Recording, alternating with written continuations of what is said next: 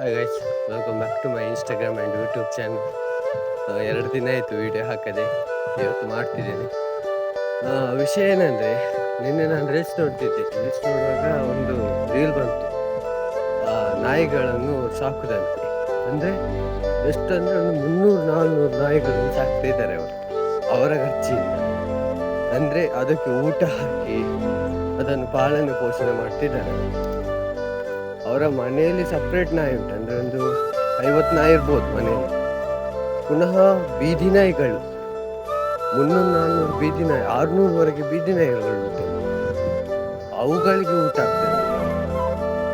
ಅಂದರೆ ಅದು ಕೂಡ ಯಾವುದು ವೈಟ್ ರೈಸ್, ಬೇರೆ ಯಾವ ರೈಸ್ ಅಲ್ಲ, ಬಾಯ್ಲ್ಡ್ ರೈಸ್ ಮತ್ತು ಸಾಂಬಾರು ಯಾವುದು ಇರ್ತದೆ, ಚಿಕನ್ ಇರ್ಬೋದು, ಅದು ಇರ್ಬೋದು. ಮತ್ತು ಮನೆಯಲ್ಲಿದ್ದದಕ್ಕೆ ಎಗ್ ರೈಸ್ ಮಾಡಿ ಕೊಡ್ತಾರೆ ಅಂತೆ, ಮತ್ತೆ ಚಿಕನ್ ರೈಸ್.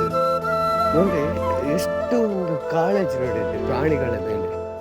ಪ್ರಾಣಿಗಳಲ್ಲಿ ಉಳಿಯುವುದು ಯಾವುದಂದ್ರೆ ಲಾಯಲ್ಟಿ ಅಂದರೆ ಈಗ ನಾಯಿಯಲ್ಲಿ ತುಂಬ ಲಾಯಲ್ಟಿ ಉಂಟು. ಅದು ಒಂದು ಬಿಸ್ಕಿಟ್ ಹಾಕಿದ್ರು ಮತ್ತೆ ಅದು ಬಿಟ್ಟು ಹೋಗುದಿಲ್ಲ ಯಾವತ್ತು ಯಾರನ್ನು. ಅದನ್ನು ಮನುಷ್ಯರಿಗೆ ಎಷ್ಟೇ ವರ್ಷ ಅಥವಾ ಎಷ್ಟೇ ಒಂದು ನೋಡಿಕೊಂಡ್ರು, ಎಷ್ಟೇ ಒಂದು ಊಟ ಹಾಕಿದ್ರು ಕೂಡ ಅವರಿಗೆ ನೆನಪಿರುವುದಿಲ್ಲ. ಹಾಗೆ ಇವರು ಹೇಳುದು ಅಂದರೆ ನಾವು ಎಷ್ಟು ಪಾಪಗಳು ಎಂತೆಂತ ಮಾಡಿರ್ತೀವಿ, ಅದಕ್ಕೆ ಕ್ಷಮೆ ಇರುವುದಿಲ್ಲ.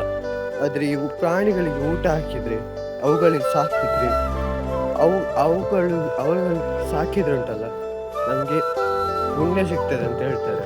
ಅಂದರೆ ಅವರು ಎಷ್ಟು ಬಾಯ್ಲ್ಡ್ ರೈಸ್ ಮಾಡ್ತಾರೆ ಅಂತ ಉಂಟಲ್ಲ, ಎಷ್ಟು ದೊಡ್ಡ ಕಟಾರದಲ್ಲಿ ಬಾಯ್ಲ್ಡ್ ರೈಸ್ ಮಾಡ್ತಾರೆ. ಬಾಯ್ಲ್ಡ್ ರೈಸ್, ಅದು ಕೂಡ ವೈಟ್ ರೈಸ್ ಅಲ್ಲ, ಬಾಯ್ಲ್ಡ್ ರೈಸ್ ನಾಯಿಗಳಿಗೆ. ಅಂದರೆ ಅಷ್ಟು ಪ್ರೀತಿ ಅವರಿಗೆ ನಾಯಿಯನ್ನು. ಅಂದರೆ ಅವ್ರಿಗೆ ಅಂದರೆ ನಾಯಿಗಳು ಒಂದು ಸಾಯ್ಬಾರ್ದು ಅಂತಾರೆ ಅವರು. ಅಂದರೆ ಅಷ್ಟು ಬೀದಿ ನಾಯಿ ಮೇಲೆ ಅವರಿಗೆ ಪ್ರೀತಿ, ಅಥವಾ ಪ್ರಾಣಿಯ ಮೇಲೆ ಪ್ರೀತಿ.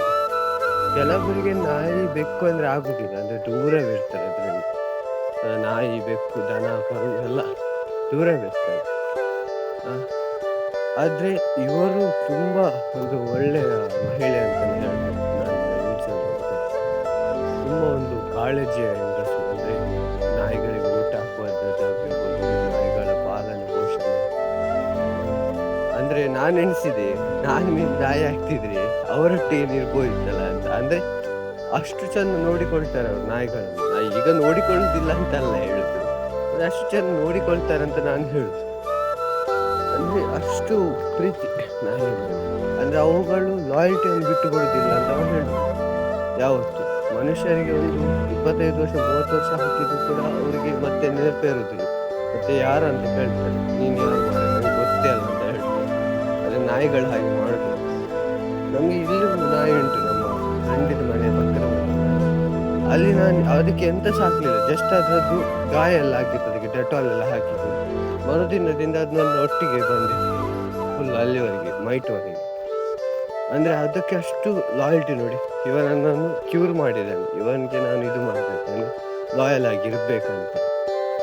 ಆ ಥರ ಮಿನಿ ಗರ್ಲ್ ಫ್ರೆಂಡ್ ಅಥವಾ ಯಾರಾದರೂ ಫ್ರೆಂಡ್ಸ್ ಸಿಕ್ತಿದ್ರೆ ಉಂಟಲ್ಲ, ಅವರು ತುಂಬ ಪುಣ್ಯವಂತರಾಗಿರ್ತಾರೆ. ಆದರೆ ಈಗ ಸಿಗುದಿಲ್ಲ ಯಾರು ಲಾಯಲ್ ಆಗಿರುವಂಥದ್ದು.